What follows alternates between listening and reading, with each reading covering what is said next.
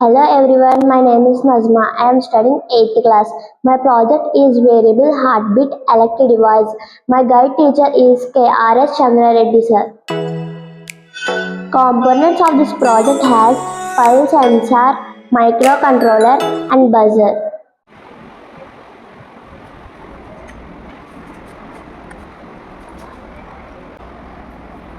ఈ మధ్య కాలంలో చాలా మందికి హార్ట్ రిలేటెడ్ డిసీజ్ ఎక్కువగా వస్తున్నాయి. దానిలో ముఖ్య కారణాల ఒకటి బ్లడ్ ప్రెషర్లలో, హార్ట్ బీట్లలో వచ్చే మార్పులను నిర్లక్ష్యం చేయడం.